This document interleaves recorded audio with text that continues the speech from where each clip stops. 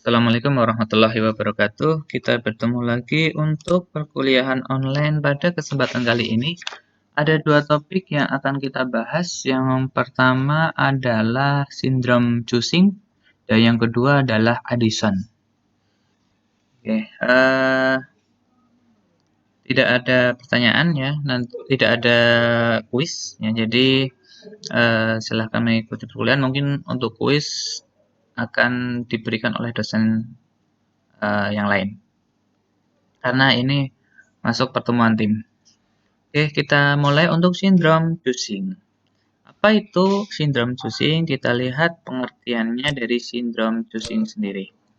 Ya, sindrom Cushing adalah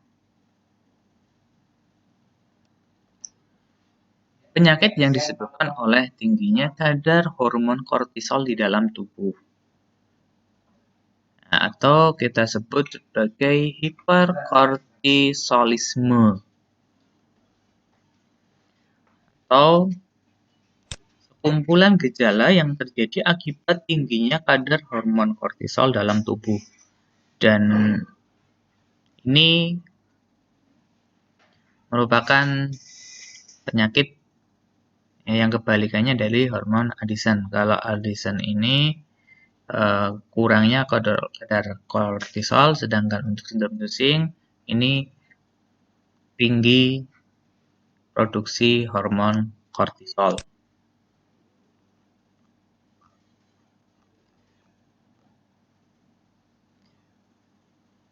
Nah, di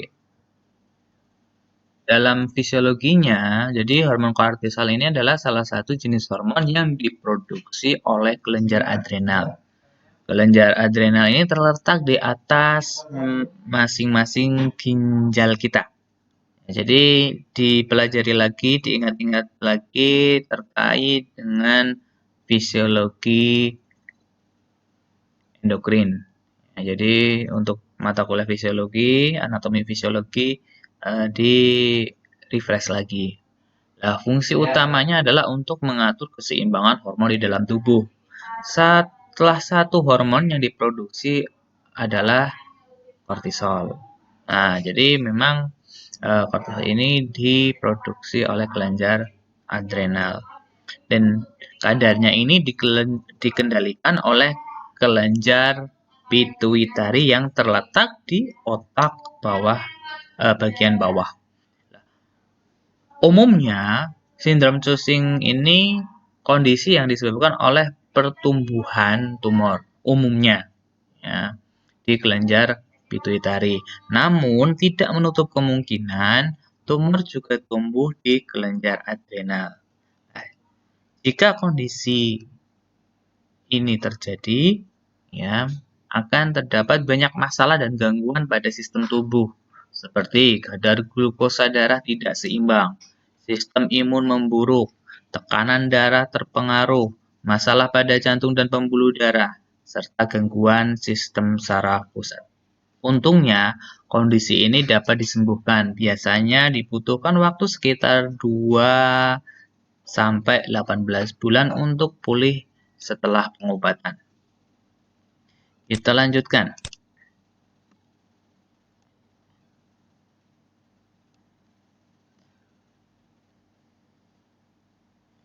Apa faktor resiko dari sindrom Cushing? Untuk faktor resikonya, yang pertama adalah obesitas.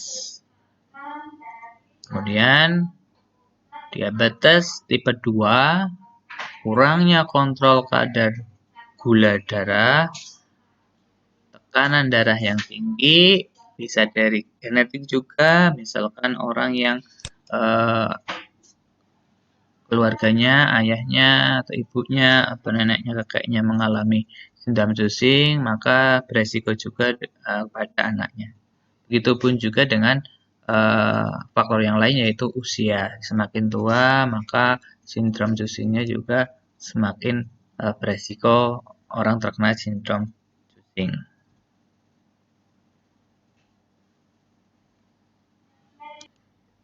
Nah, jadi usia ini memang rentang usia sekitar 25 hingga 40 tahun ini lebih banyak ditemukan pasien mengalami sindrom Cushing.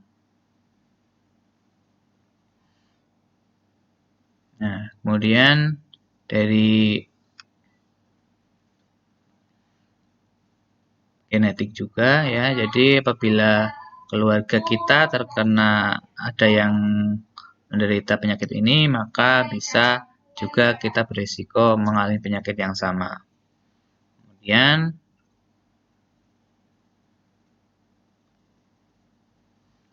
untuk DM tipe 2 ya, jadi semakin besar resiko apabila kita punya riwayat penyakit DM tipe 2. Begitupun juga dengan obesitas.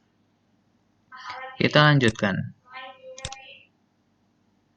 Bagaimana penyebabnya?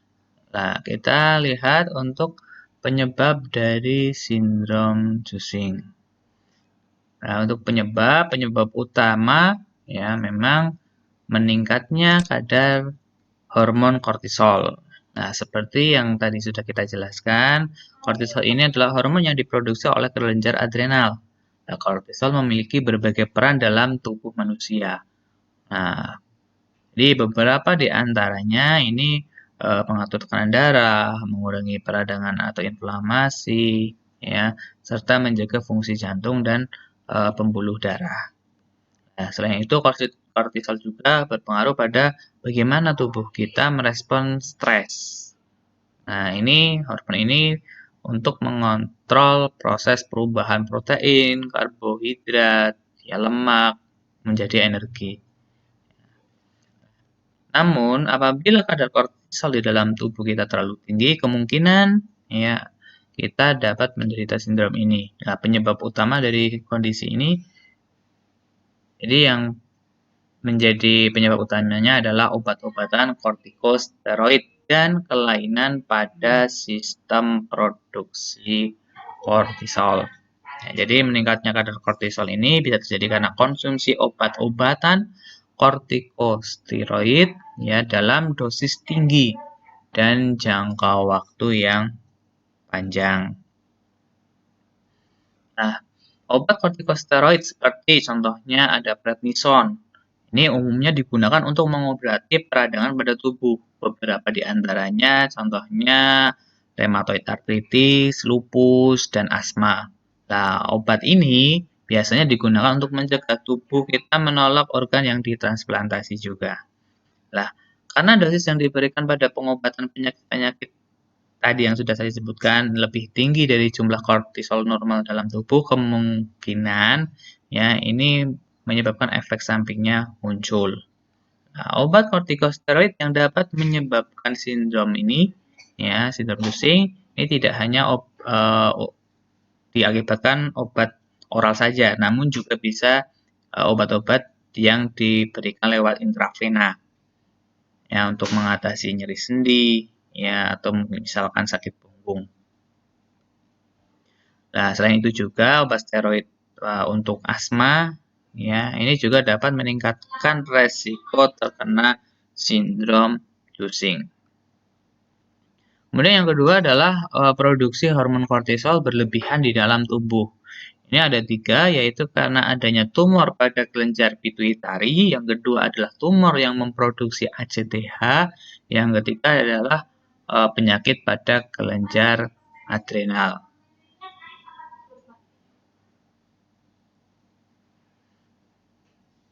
Nah, untuk tumor pada kelenjar pituitari ini, apabila tumor ini tumbuh, ya akan berpotensi memproduksi ACTH secara berlebihan. Ya. Jadi ACTH ini adalah hormon adrenokortikotropik, ya, yang memang mengatur produksi kortisol. Atau adrenocorticotropic hormone, ya, atau kita sebut sebagai ACTH. Ya, jadi tumor pada kelenjar pituitari ini juga berpengaruh pada produksi ACTH secara berlebihan. Itu yang pertama, ya karena tumor pada kelenjar pituitari. Yang kedua adalah tumor yang memproduksi ACTH. Jadi pada kasus ini jarang terjadi ya tumor yang tumbuh di organ tubuh ya juga yang dapat memproduksi ACTH baik tumor yang bersifat kanker maupun yang jinak. Kemudian yang terakhir adalah penyakit pada kelenjar adrenal. Nah, beberapa pasien memiliki kelenjar adrenal yang tidak berfungsi dengan baik. Nah, umumnya disebabkan oleh tumbuhnya tumor jinak di korteks adrenal yang disebut dengan adenoma adrenal. Kita lanjutkan. Untuk tanda dan gejalanya. Nah, untuk tanda gejalanya yang pertama adalah wajah terlihat bulat, ya, kemudian atau moon face ya, kemudian wajah terlihat kemerahan, ya, berat badan naik, ya, atau obesitas, kemudian deposit lemak pada tengkuk, kemudian ada penipisan kulit yang rentang terhadap memar, jerawat, ya, kelelahan, lemah otot dan hipertensi.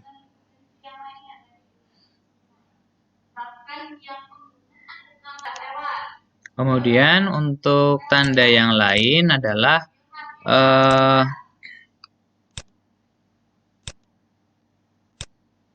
untuk tanda yang lain untuk sindrom Cushing sendiri seperti kelemahan otot, ya, kemudian ada intoleransi glukosa, kemudian kehausan, kemudian urinasi yang meningkat, pengeroposan tulang, ya, nyeri kepala, ya, disfungsi kognitif, gelisah dan lain sebagainya. Ya. Jadi banyak ya yang bisa terjadi.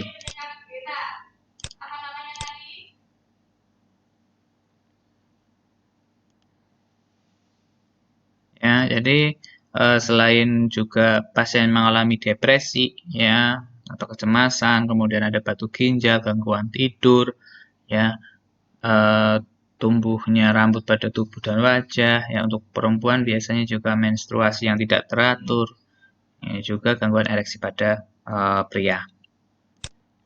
Selanjutnya untuk pemeriksaan penunjang. Untuk pemeriksaan penunjang pada sindrom Cushing, ini ada beberapa. Yang pertama adalah tes urin. Ya, untuk tes urin 24 jam. Nah, untuk tes urin ini mengukur kadar hormon kortisol yang ada di urin. Nah, pemeriksaan urin ini dilakukan pada urin yang telah dikumpulkan selama 24 jam.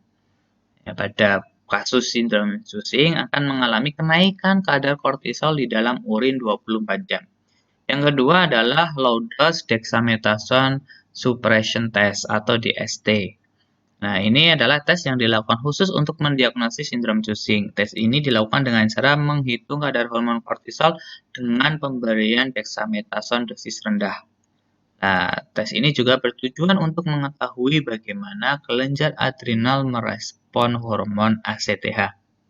Nah, umumnya tes ini dilakukan dengan memberikan dexamethasone dosis rendah, ya, yaitu misalkan 1 mg pada pukul 23 misalnya, kemudian dilakukan pemeriksaan serum kortisol di dalam darah pada pagi harinya. Nah, pada kondisi normal, kadar kortisol yang diperiksa akan rendah. Sedangkan jika kita sebagai penderita misalkan menderita sindrom Cushing, maka kadar kortisol akan meningkat. Yang ketiga adalah tes air liur. Kadar kortisol ini mengalami peningkatan dan penurunan sepanjang hari. Nah, pada orang yang sehat, kadar kortisol akan menurun secara signifikan di malam hari. Sedangkan pada penderita sindrom Cushing akan mengalami peningkatan kortisol di air liur pada malam hari. Ya, jadi pada kasus sindrom Cushing, ya, kalau orang normal pada malam hari akan menurun, pada sindrom Cushing maka akan mengalami peningkatan air liur, kortisol yang ada di air liur pada malam hari. Yang keempat adalah CT scan, dan MRI. Nah, ini dapat menghasilkan gambar yang detail dari kelenjar adrenal dan pituitari. Ya, dengan tes ini akan melihat apakah ada kelainan pada kedua kelenjar tersebut. Yang kelima adalah petrosal sinus sampling. Nah, tes ini dilakukan dengan cara memasukkan tabung pipis ya, melalui pangkal paha kita ya, dalam keadaan di anestesi. Nah, kemudian kita atau dokter nanti akan mengambil sampel darah dari sinus petrosal, yaitu pembuluh darah yang terhubung dengan kelenjar pituitari. Nah, jika level hormon ACTH pada sampel darah yang diambil termasuk tinggi, ada kemungkinan sindrom ini diakibatkan oleh kelainan pada kelenjar pituitari.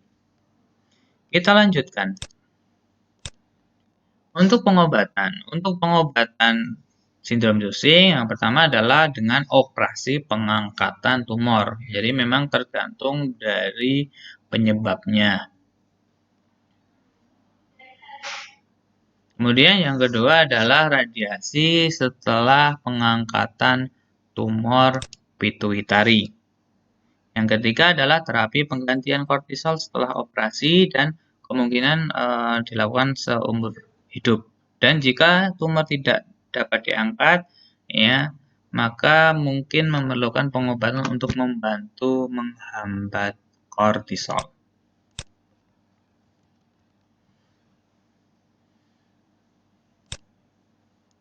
Kita lanjutkan. Ya, setelah kita masuk ke sindrom Cushing, yang kedua adalah penyakit Addison. Kita lanjutkan untuk Addison disease atau penyakit Addison. Apa itu penyakit Addison? Penyakit Addison adalah gangguan yang terjadi karena kerusakan kelenjar adrenal yang menyebabkan produksi kortisol dan aldosteronnya berkurang. Kalau tadi untuk sindrom Cushing, produksi kortisolnya meningkat. Pada Addison, maka produksi kortisolnya berkurang. Nah, jadi disebut juga dengan insufisiensi adrenal atau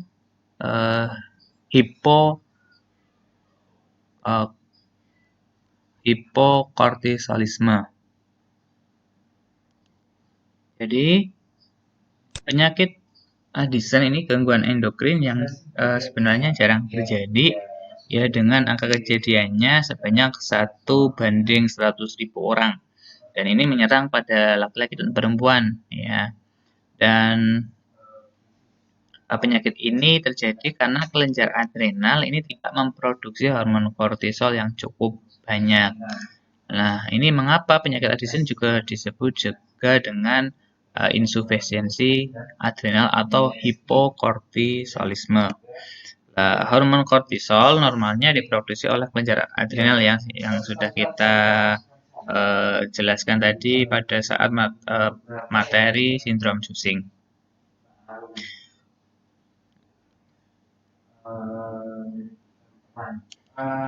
Untuk penyebabnya adalah insufisiensi adrenal primer dan insufisiensi adrenal sekunder. Untuk insufisiensi adrenal primer ini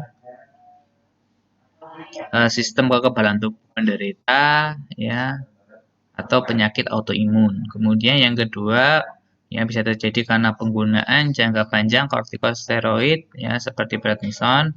Kemudian bisa karena infeksi, tumor atau kanker, dan beberapa obat pengencer darah.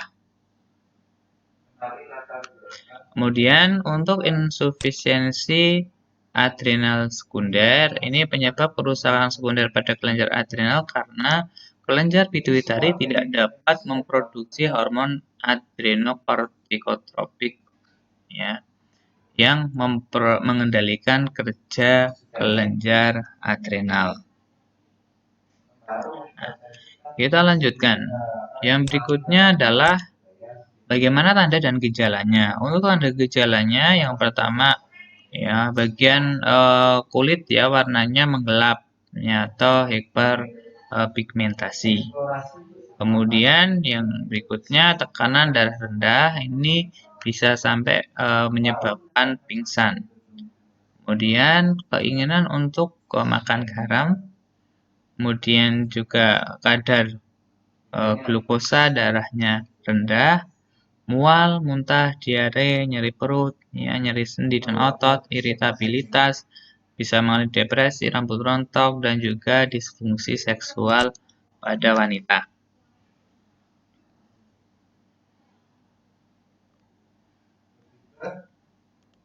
Kita lanjutkan, yang berikutnya adalah pemeriksaan penunjang. Untuk pemeriksaan penunjang yang pertama yang bisa dilakukan adalah dengan tes darah. Ya, ini untuk mengukur kadar natrium, kalium, kortisol, dan ACTH dalam darah. Nah, hasil dari tes ini akan membantu ya melihat ya apakah gejala yang ada disebabkan oleh insufisiensi. Nah, tes darah ini juga dapat dilakukan untuk mengukur antibodi yang terkait dengan penyakit Addison autoimun. Dan yang berikutnya adalah tes stimulasi ACTH. Tes ini akan melibatkan ya pengukuran kadar kortisol di dalam darah sebelum dan sesudah injeksi ACTH sintetis. Nah, ACTH memberi sinyal ke kelenjar adrenal untuk menghasilkan kortisol. Jika kelenjar adrenal rusak, maka tes stimulasi ACTH menunjukkan bahwa keluaran kortisol sebagai respon terhadap ACTH sintesis terbatas atau tidak ada. Yang ketiga adalah tes hiperglikemi yang diinduksi oleh insulin. Nah, terkadang ya tes ini disarankan jika penyakit pituitari adalah penyebab yang mungkin menyebabkan insufisiensi adrenal ya, atau insufisiensi adrenal sekunder. Nah, tes ini ya melibatkan pemeriksaan glukosa darah dan kortisol pada berbagai interval setelah suntikan insulin. Nah, pada kondisi normal, kadar glukosa turun dan kadar kortisol meningkat. Yang terakhir adalah tes pencitraan. Seringkali ya pemeriksaan pencitraan ini, pemeriksaan topografi ya yang terkomputerisasi atau CT perut ya untuk memeriksa ukuran kelenjar adrenal ya yang mengalami kelainan ya yang menyebabkan insufisiensi adrenal. Nah, ini juga bisa juga pemindaian MRI ya selain CT scan ya. Kita lanjutkan, yang berikutnya adalah faktor resikonya. Untuk faktor resiko dari Addison adalah pasien yang menderita kanker, ya punya riwayat penyakit kanker, kemudian mengkonsumsi obat antikoagulan, ya memiliki infeksi kronis ya seperti TB, kemudian memiliki penyakit autoimun seperti diabetik tipe 1 atau penyakit Graves, kemudian ada sebelumnya pasien pernah menjalani operasi pengangkatan sebagian kelenjar adrenal, kemudian bisa jadi adanya kerusakan pada kelenjar hipofisis, ya, pasien mengalami dehidrasi berat, ataupun trauma fisik atau stres yang berat. Kita lanjutkan. Yang terakhir adalah pengobatan. Untuk pengobatannya, penyakit Addison tergantung dari penyebabnya. Nah, jadi bisa memberikan obat yang membantu mengatur kelenjar adrenal. Nah, kombinasi obat anti radang seperti kortikosteroid ya dapat membantu gejalanya. Dan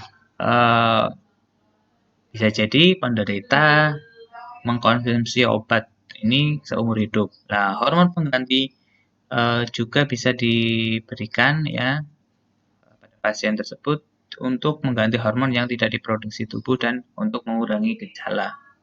Oke, saya kira itu saja untuk perkuliahan kali ini. Semoga bermanfaat. Saya akhiri. Wassalamualaikum warahmatullahi wabarakatuh.